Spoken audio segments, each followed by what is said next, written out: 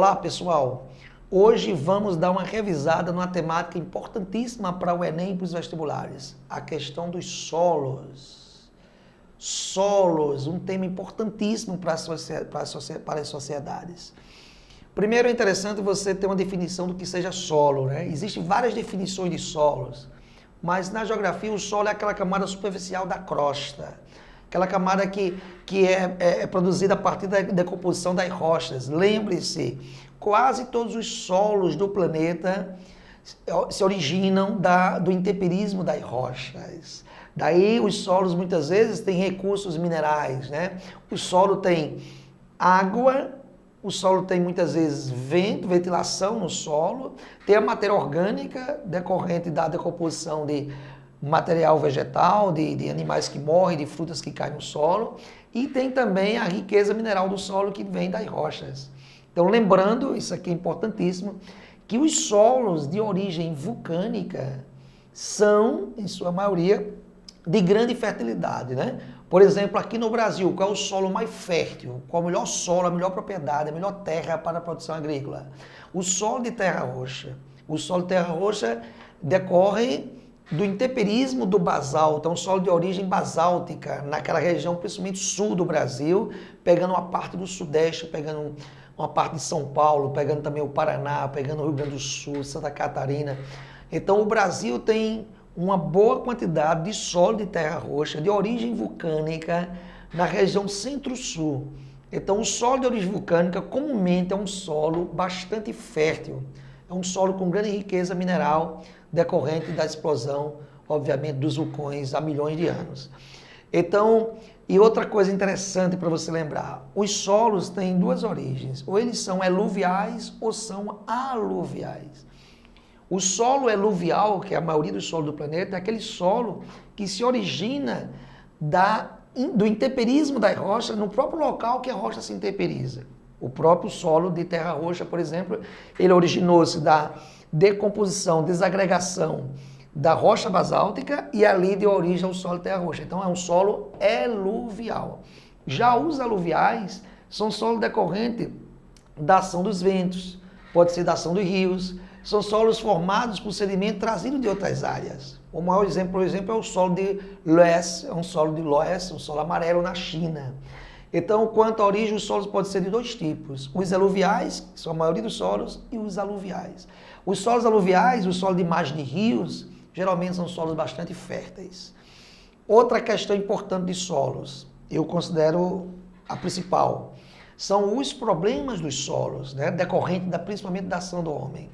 Então, existem inúmeros problemas que estão afetando os solos do planeta. Vamos centrar na parte mais de Brasil. Por exemplo, tem um problema na Amazônia da lixiviação dos solos. Por que na Amazônia? Porque é uma área que chove muito.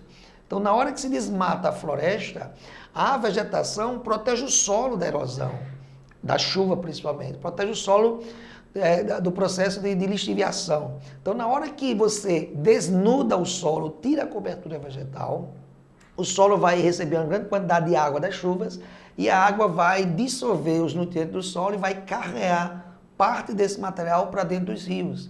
Então, esse processo chama-se de lixiviação. De maneira mais simplificada, seria a lavagem dos solos pelas águas correntes. A lixiviação pode ocorrer em qualquer lugar, mas aqui no Brasil ocorre principalmente no bioma amazônico, já que a área é a área mais chuvosa do país. Beleza? Outra dica importante, o problema da laterização, que é comum nas áreas tropicais, de climas com estações de chuvas alternadas. É o caso, por exemplo, no Brasil, da região centro-oeste, onde o clima é tropical, com uma estação chuvosa e 6 meses de chuva, 6 meses de seca, verão chuvoso e inverno seco.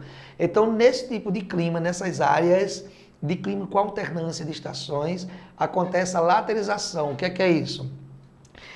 A chuva lixivia primeiro o solo, carrega os minerais mais leves, o solo fica com muita riqueza de hidróxido de ferro e de alumínio, então cria-se no solo uma crosta ferruginosa, essa crosta é chamada de laterita, daí vem um problema de laterização.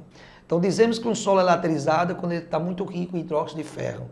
Então esse solo para produção agrícola ele tem que ser trabalhado, tem que corrigir essa laterização, tá certo? Outro problema de solo muito comum também, principalmente no semiárido nordestino, é a salinização. Lembrando que os solos do sertão semiárido, eles são em sua maioria rasos, pedregosos, pobres em matéria orgânica e ricos em sais minerais. Então, se houver uma drenagem ineficiente, se houver uma drenagem da plantação, uma irrigação de maneira equivocada, errada, pode aflorar os sais que tem no solo, a água evapora e ficam os sais sobre o solo, então o solo fica salinizado, imprestável para a agricultura. Outro problema importante de solo, não pode esquecer, é um dos que mais aparece nas provas, a desertificação, que é típica aqui no Brasil do bioma caatinga, do semiárido. Lembrando que a desertificação resulta da conjunção da ação humana, homem com a natureza, o ser humano com a natureza. Principalmente o homem, ao desmatar a área, ao criar gado bovino que pisoteia o solo, o homem quando usa de maneira inadequada o solo, quando maneja o solo de maneira errada. Então as ações humanas, junto com as secas, a estiagem por longos períodos, tem produzido um problema seríssimo no sertão, no bioma caatinga, que é o problema da desertificação, que nada mais é do que a degradação das terras áridas, semiáridas e subúmidas secas. Então, lembrando que no Brasil, a ONU reconhece uma área que tem desertificação, o sertão nordestino. Porque lá no bioma campus temos a arenização, que é um retrabalhamento de depósitos arenosos em parte da região sul do Brasil. Então, segundo a professora Dice Sortegaray, doutora no assunto, a arenização ela é de fundo natural, de origem eólica e hídrica, e que o homem tem potencializado esse problema. As áreas arenizadas se parecem com desertos, daí equivocadamente muita gente chama de desertificação. Mas na verdade no bioma campus ocorre a arenização, no bioma caatinga a desertificação. Então, para fecharmos a nossa aula de hoje de revisão, eu trabalhei com vocês a problemática solos, um tema importantíssimo, muito cobrado nas provas do Enem e também de qualquer outro vestibular. Então, valeu, até a próxima oportunidade.